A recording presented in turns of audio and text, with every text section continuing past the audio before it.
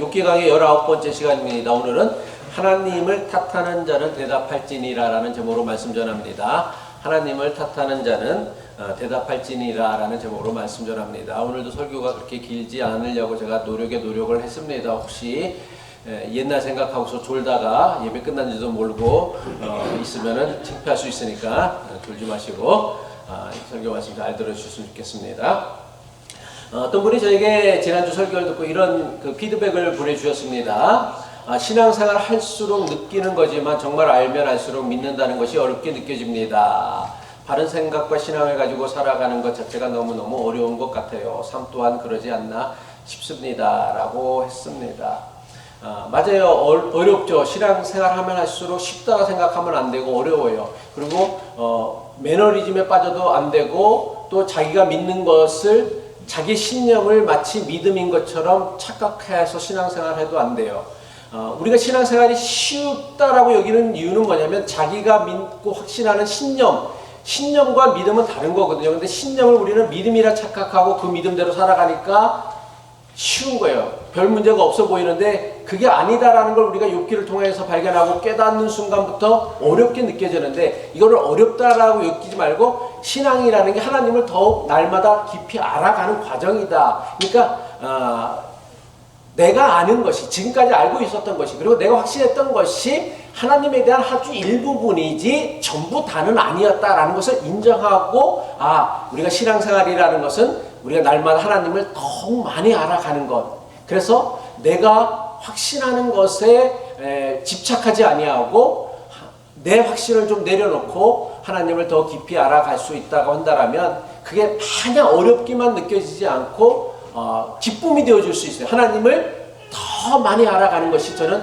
여러분들에게 좀 기쁨이 되었으면 좋겠다 생각합니다. 그래서 오늘도 함께 나눌 말씀 가운데 속에 하나님에 대하여 우리 모두가 가지고 있었던 편견과 오해를 깨트리고 하나님을 더욱 깊이 알아갈 수 있는 그런 시간이 되기를 바랍니다. 하나님을 더 많이 그리고 더 깊이 알아가는 것은요, 하나님께 지음받은 우리 자신과 그리고 이웃 그리고 세상에 대해서 더 깊이 알아가는 것을 의미한다라는 거예요. 그러니까 우리가 하나님을 더 깊이 알아갈수록 우리는 우리 자신에 대해서 그리고 이웃에 대해서 다른 사람에 대해서 그리고 세상에 대해서 더 깊이 알아간다라는 것을 의미한다라는 것입니다. 오늘 우리가 함께 읽은 욥기의 말씀은 하나님께서 두 번째로 욥에게 나타나신 사건입니다. 하나님께서는 첫 번째 욥에게 나타나셨을 때와 마찬가지로 욥이 왜 그토록 엄청난 재앙과 고통을 겪어야 되는지에 대하여 1절 아무런 설명도 하지 않으셨습니다. 그리고 그에게 폭풍과 같은 질문을 쏟아 부으셨어요. 근데 두 번째 하나님께서 나타나셨을 때도 첫 번째 욥에게 나타났을 때와 마찬가지로 그가 겪는 재앙과 고통에 대해서는 그 어떤 설명도 주시지 아니하시고 하나님께서는 욥에게 내가 네게 묻는 것에 대하여 네가 대답해 보라고 말씀하고 계십니다. 욥기 40장 7절이죠. 이것은 욥기 38장의 말씀과 똑같은데 너는 대장부처럼 허리를 묶고 내가 네게 묻겠으니 네게 대답할지니라 라고 말씀하십니다. 이 두 번에 걸친 하나님의 임재에서 우리가 주목해야 할 매우 중요한 말씀이 있습니다. 무엇이냐면 욥기 1장과 2장에서는 하나님께서 욥을 어떻게 말씀하셨습니까? 하나님께서는 두 번에 걸쳐서 욥을 그야말로 극찬하셨어요.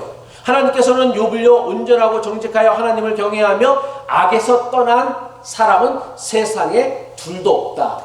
욥과 같은 사람은 아무도 없다라며 욥을 극찬하셨어요. 아마 성경에 등장하는 숱한 인물들 가운데 욥과 같은 인정과 칭찬을 받았던 사람은 단 한 명도 없다라는 거예요. 그런데 욥기 38장과 40장에서는 하나님께서 욥을 극찬하셨던, 온전하고 정직하여 하나님을 경외하며 악에서 떠났던 자라고 하나님께서 극찬하셨던 욥에 대하여 하나님이 뭐라고 말씀하고 계십니까? 욥기 38장 2절이죠. 무지한 말로 생각을 어둡게 하는 자가 누구냐? 누구를 얘기하는 거예요? 욥을 얘기하는 거예요. 네가 왜 무지한 말 알지도 못하면서 생각을 어지럽게 하느냐? 욥기 40장 2절의 말씀이에요. 또 욥에게 나타나서 욥에게 뭐라고 얘기하면 트집 잡는 자가 누구예요? 누가? 욥이라는 거예요. 하나님을 탓하는 자가 누구예요? 욥이라는 거예요. 그러니까 하나님께서는 욥을 트집 잡는 자, 하나님을 탓하는 자라고 말씀하셨어요. 참 이해가 되지 않지 않습니까? 하나님께서는 도대체 왜 억울하고 부당해 보이는 재앙과 고난을 겪고 있는 욥에게 트집 잡는 자, 하나님을 탓하는 자, 무지한 말로 생각을 어둡게 하는 자라고 말씀하신 것일까요? 하나님께서는요, 욥의 온전함과 의로움에 대해서는 인정하셨지만 그가 가졌던 하나님에 대한 생각은 잘못되었음을 책망하는 거예요. 그러니까 이 말씀은 욥이 온전하고 정직하여 하나님을 경외하며 악에서 떠났다는 걸 부정하는 말씀이 아니라 그건 맞다. 그래, 너는 참 의롭고 바르라. 그런데 네가 갖고 있는 하나님에 대한 생각은 잘못이 많구나라를 얘기하는 거예요. 근데 이런 교인들이 세상에는 생각보다 참 많아요. 참 신실하고 정직하고 그리고 겸손하고 모든 일에 참 잘하는데 그 사람이 갖고 있는 믿음은 하나님에 대한 믿음이 아닌 경우들이 사실은 교회에는요 너무나 많다라는 거예요. 욥이 그랬다는 거예요. 그러니까 하나님께서 욥에게 너를 그를 향하여 트집 잡는 자, 하나님을 탓하는 자라고 말씀하신 것은 네 행위와 네 행동은 참 옳고 그르지만 맞지만은 타당하지만 네가 나에 대하여 가지고 있는 생각, 믿음은 문제가 많다라는 것을 지적하는 말씀이 바로 욥기 38장 2절과 욥기 40장 2절의 말씀이에요. 그러면 욥이 하나님에 대하여 잘못 생각했던 것이 무엇이었냐면 욥은요 하나님의 질서와 섭리를 상선벌악이라는 인간의 도덕 논리로 이해하고 제한하려고 했다라는 거예요. 상선벌악이 우리는 마치 하나님의 법칙, 하나님의 창조의 질서, 하나님이 인간 세상을 다스리는 법칙처럼 여겨지지만 사실 이것은요 인간이 추구하는 도덕 윤리이고 가치다라는 거예요.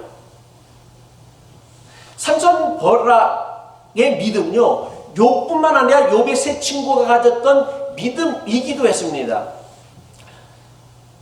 상선벌악이 뭐예요? 선한 일에 대해서는 상을 내리시고 악한 일에 대해서는 벌을 내리시는 정의로운 하나님. 그러니까 인간들이 생각했던 정의는 뭐냐면 선한 일에는 상을 주시고 악한 일에는 벌을 주신다라는 거예요.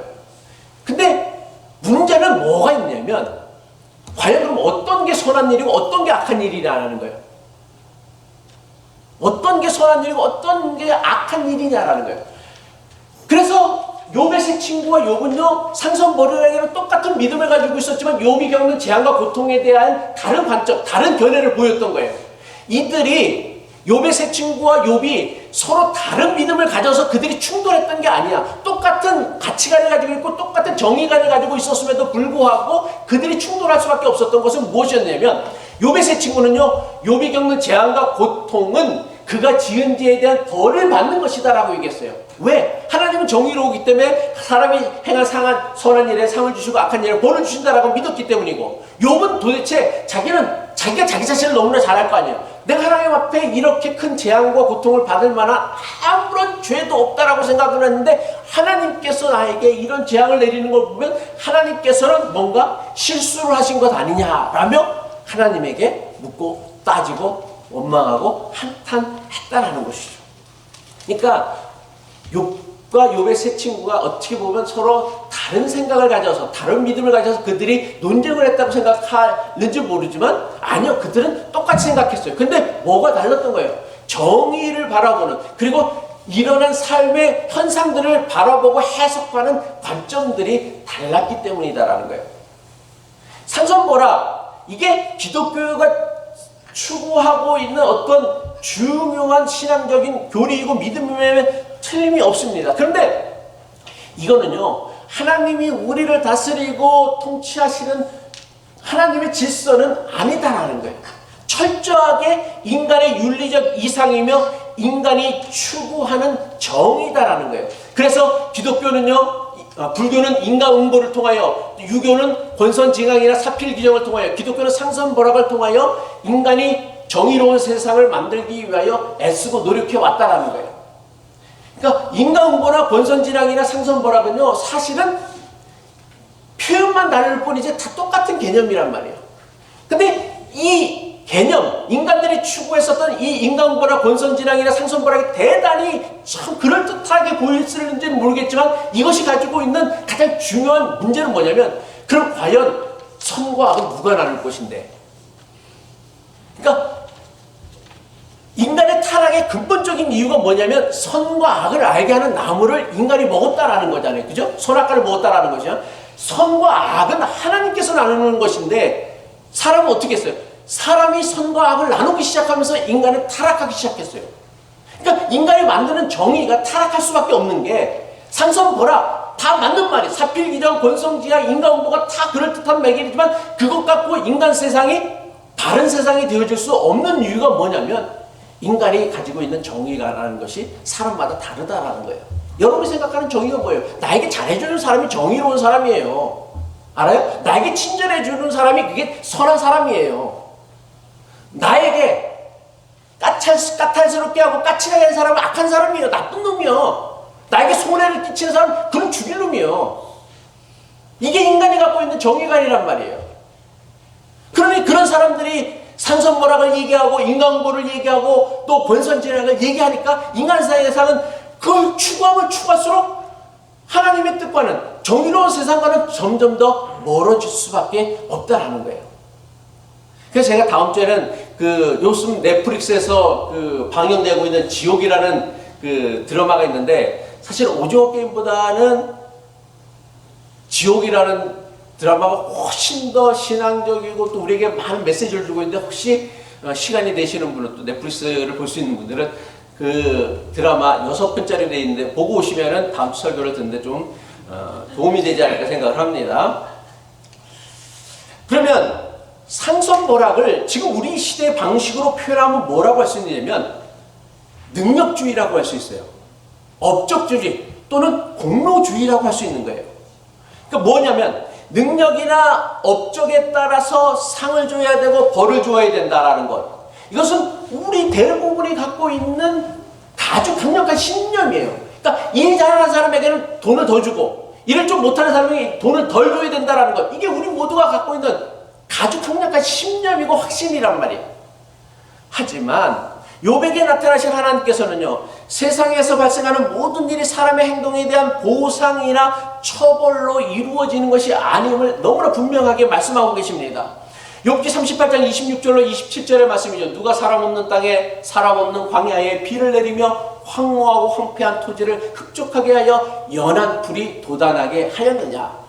이게 무슨 뜻이에요? 하나님께서는 비를 내리시는데 사람에게만 내리시지 아니하시고 그 비를 사람이 아무도 살지 않는 황무지에도 광야에도 사막에도 내리신다란 말이에요. 이게 뭐를 의미하는지 아세요? 하나님의 창조 질서는요 오직 인간만을 위한 게 아니다라는 거예요. 하나님께서 우주 만물을 지셨는데 이 우주 만물을 사람에게 맡기고 관리하라고 주셨지만 이게 오직 사람만을 위한 창조는 아니다라는 거예요. 이 온 우주가 오직 이 지구만을 위해 존재하는 게 아닌 것과 마찬가지로다. 하나님이 지으신 이 자연세계가 오직 우리만을 위해서 존재하는 게 아니다라는 거예요. 우리가 살아가는 자연과 세상 그리고 우주는요 인간 중심의 눈으로 보기에는 너무나 커다라는 거예요. 따라서 우리는요 하나님의 뜻이라는 게 하나님의 통치라는 게 하나님의 질서라는 게 인간의 상상력과 인간의 이해를 벗어난다라는 것을 우리가 인정해야 돼요. 그런데 우리는 늘 뭐예요? 인간의 관점에서 인간적인 관점에서 그것도 보편적인 인류의 관점도 아닌 자기 자신의 관점에서 하나님을 제한한다라는 거예요. 이건요 매우 심각한 신성모독이란 말이에요. 하나님을 믿는 게 아니라 신념이란 말이에요. 신념을 믿음이 하나님에 대한 믿음이라고 착각하는 것은요 우리 신앙을요 매우 하나님의 뜻과는 거리가 먼 엉뚱한 신앙으로 이끌어 갈 수밖에 없다라는 거예요. 하나님은요 인간의 하나님이실 뿐만 아니라 자연의 하나님, 우주의 하나님, 동물들의 하나님이시기도 하다라는 거예요. 창조주 하나님을 믿는다라는 것은 따라서 인간의 선행에 상을 주시고 악행에 벌을 주시는 분으로 믿는 게 아니에요. 하나님의 창조의 위대함과 신비로움을 받아들이고 인정하는 것에서부터 하나님을 믿는 믿음이 시작되어지는 거예요. 상선벌악, 지금 우리식으로 말하면 능력주의는요 결국 하나님의 방식이 아니에요. 근데도 여전히 우리는 이 방식을 확고한 하나님의 뜻이고 신념인 것처럼 추구하고 믿고 살아가고 있다라는 거예요. 그렇지만 이것은요, 철저하게 인간의 방식이며 인간이 추구하는 정의란 말이에요. 인간이 추구하는 도덕과 정의로 하나님의 질서나 뜻을 제한하는 것은요, 매우 심각한 하나님에 대한 오해이며 편견이며 착각이다라는 것을 우리가 알아야 돼요. 예수님께서 비유로 말씀하신 포도원 일꾼의 비유가 있습니다. 근데 이 포도원 일꾼의 비유를 보면 우리가 갖고 있는, 우리가 확신하고 있는 그 능력주의, 공로주의가 얼마나 하나님과는 거리가 먼지를 아주 분명하게 보여주고 있어요. 예수님의 비유에 의하면 포도원 주인이 이른 아침에 장터에 나가서 포도원에서 일할 일꾼들을 구해요.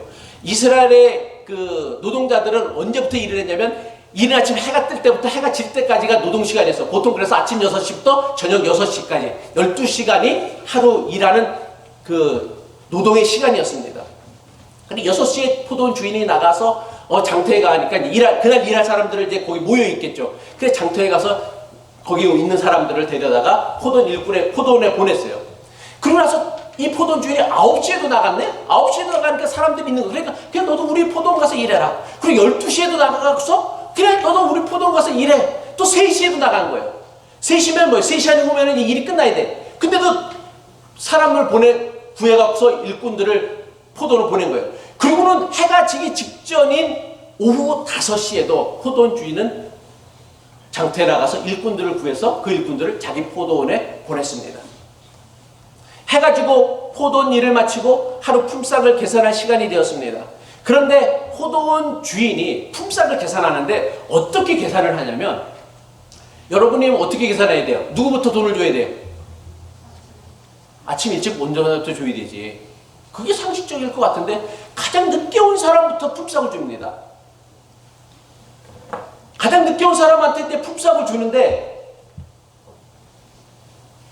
맨 마지막 오후 5시에 와서 겨우 1시간도 채 일하지 않은 사람에게 주인이 얼마를 주냐면 한 데나리온의 돈을 주는 거예요. 일을 1시간도 채 못했는데 포도원 주인은 이들에게 하루 품삯인 한 데나리온을 준 거예요. 이 모습을 지켜본 그러니까 3시에 오고 12시에 오고 9시에 오고 또 아침 6시에 온 사람들이 무슨 생각을 했을까요? 여러분이 무슨 생각을 할 거예요? 5시에 온 사람을 한 데나리온 주네? 그럼 여러분은 이제 3시에 왔다고 12시에 무슨 생각을 할 것 같아요? 예? 한 대로는 나는 더 주겠지라고 생각을 할 거예요. 근데 이게 어찌된 일입니까? 포도원 주인이 오후 3시에 온 일꾼도, 12시에 온 일꾼도, 아침 9시에 온 일꾼도 오후 5시에 온 일꾼들처럼 똑같이 한 대로만 준 거예요. 심지어는요, 가장 이른 아침 6시부터 와서 12시간 내내 일했던 포도원 일꾼들에게도 다른 사람들과 똑같은 한 데나리온만 품삯으로 주었습니다. 그냥 지나갔을까요? 네? 여러분이 그냥 지나갈 것 같아요? 안 지나가요. 맞아요. 가장 일찍 포도원에 온 일꾼들이 자신이 받은 품삯을 가지고 주인에게 불평하고 원망하기 시작합니다. 아침 6시에 온 일꾼이 왜 주인이 나누어진 품삯에 불평하고 원망을 늘어놓았을까요? 주인이 약속을 어겼을까요? 아닙니다. 주인은 그들을 속이지 않았습니다. 마태복음 20장 2절에 보면요, 주인이 포도원 일꾼들을 데리고 오며 계약을 체결할 때 어떻게 계약을 체결했냐면, 그는 하루에 한 데나리온으로 일꾼들과 합의하고 그들을 포도원으로 보냈다고 했어요. 그러니까 아침 6시에 온 사람에게 한 데나리온을 준다 그랬고, 오히려 오후 5시, 3시에 온 사람에게는 한 데나리온이라는 얘기도 안 했어. 오직 아침 6시에 일꾼들을 데려올 때 그 사람에게 뭐라고 얘기했냐면, 그래 내가 한 데나리온을 줄게. 그럼 그 한 데나리온이 되게 인색한 짠 품삯이었냐? 아니요, 그렇지 않아요. 당시 소위 말하는 보편적 평균적인 노동자의 하루 품삯이 한 데나리온이었어요. 그렇다면 주인과 이른 아침 6시에 온 품꾼들이 맺은 계약은요, 절대로 불공평한 계약이 아니었어요. 그렇지만 이른 아침 포도원에 와서 일한 일꾼들은요, 포도원 주인의 처사가 매우 못마땅했고 그래서 불평하고 원망했어요. 그리고 한 데나리온을 받으면서도 마음에 기쁨도 없었고 감사도 없었어요. 그럼 그러면 여러분은 이 포도원 주인의 계산 방법이 마음에 드십니까? 여러분은 어때요? 대답을 해보셔요. 마음에 든다. 나는 마음에 든다. 아, 잘했다. 마음에 안 든다. 나머지는 뭐예요? 아휴, 그냥 설교나 마나. 빨리 다 끝냈으면 좋겠다 이거예요. 아마 대부분은요, 마음에 들지 않으실 거예요. 왜 그런지 알아요? 여러분들이 누구에게 감정이입을 하는지 알아요? 이른 아침 6시에 온 일꾼이다라고 생각을 하는 거예요. 나는요. 나는 이른 아침 6시에 온 일꾼이야. 근데 주인이 1시간만 일한 사람, 3시간만 일한 사람, 6시간만 일한 사람 하고 12시간 일한 나를 똑같이 대우하는 게 못마땅하죠, 당연히요. 그런데 자기 자신을요, 해지기 전 5시에 포도원에 온 일꾼이라고 생각을 해봅시다. 그러면 이 포도원 주인은 어떤 사람이 돼요? 이야, 의인 중에 의인인 거지, 그지? 이렇게 좋은 사람이 있을 수 없지. 너무나 감동적이고 너무나 은혜로운 계산법이 되어집니다. 왜 포도원 주인은 이렇게 했느냐?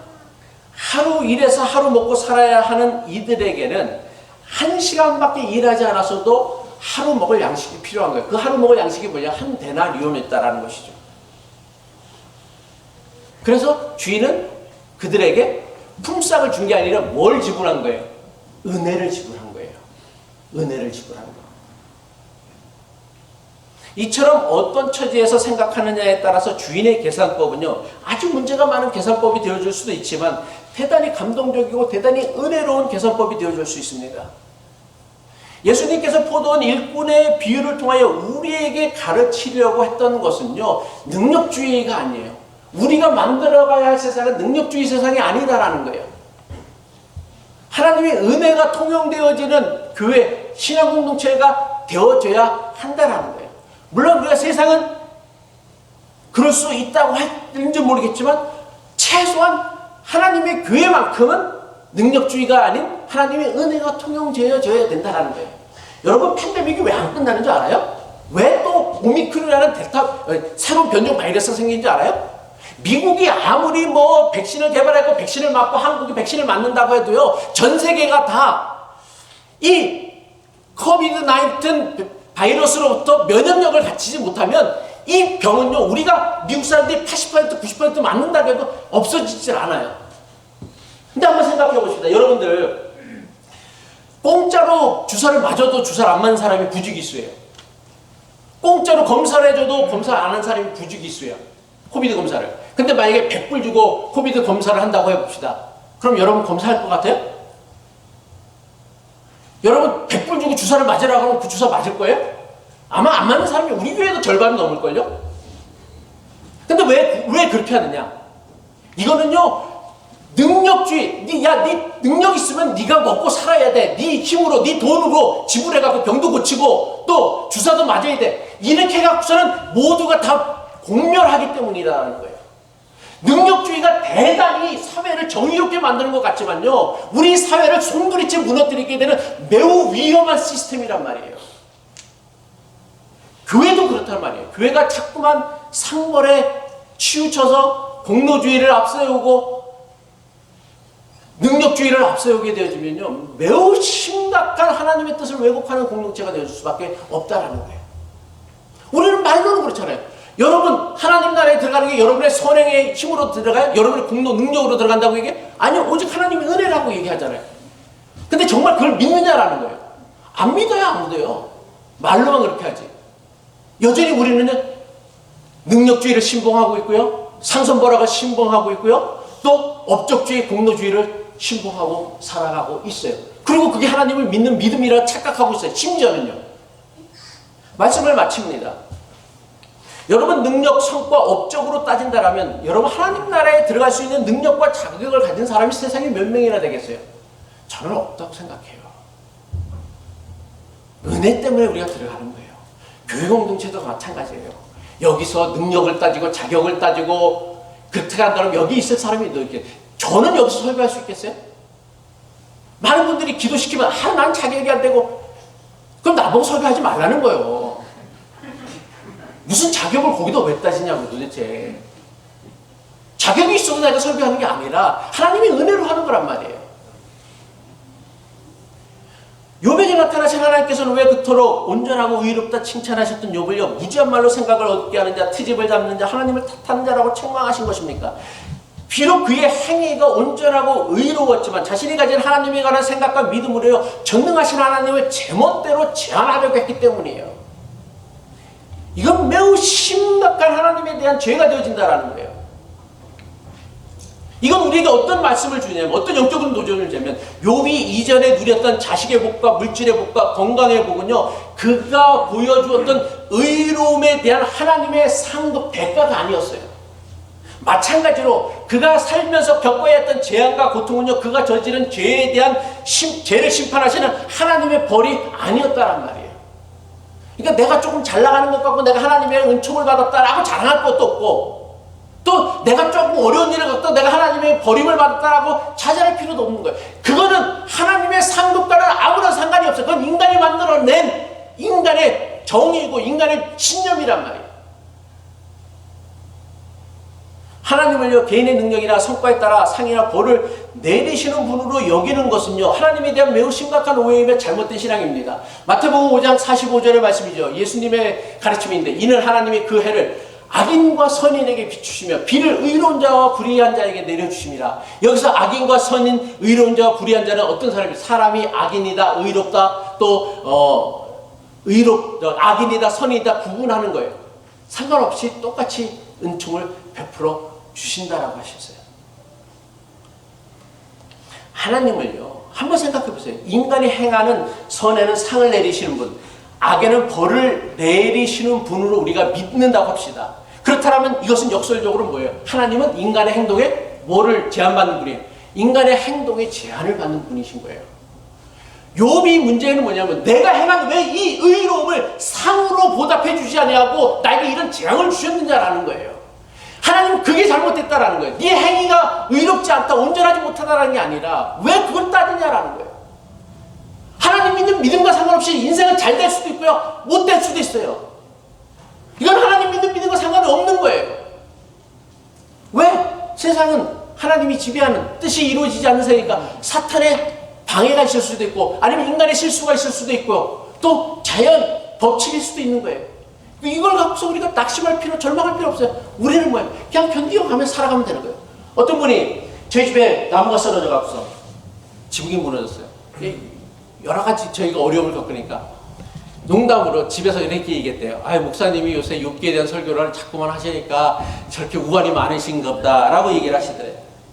저한테 얘기를 해주셨어요. 그래서 제가 웃으면서, 맞아요 집사님, 그런 것 같아요. 그런데 내가 만약 욥기 설교를 안 했다라면 내게 닥쳐진 이런 어려움들을 겪으면서 내가 낙심했을 것이다, 실족하고 말았을 거다. 근데 내가 욥기를 배우고 욥기를 설교하면서 배우면서, 이게 하나님의 뜻과 상관없는, 우리가 그냥 극복하고 이겨내야 되는 하나의 인생의 과정이다라는 걸 제가 깨달았습니다 라고 얘기를 했어요. 여러분도 마찬가지다라는 거예요. 여러분의 행동을 가지고 하나님의 자유, 하나님의 주권을 침해해서는 안 된다는 거예요. 하나님도 인간의 자유를 침해하지 않으셔요. 절대로요. 그런데 인간이 하나님 자기가 뭐라고, 그 크신 우주를 다스리시는 하나님의 자유를, 자신의 꼴랑 선한 행위 또는 악한 행위를 갖고 하나님의 자유를 제한한다는 것은 하나님에 대한 매우 심각한 신성 모독이 되어진다는 것입니다. 질문 있으면 질문 받도록 하겠습니다. 혹시 질문이 있으십니까?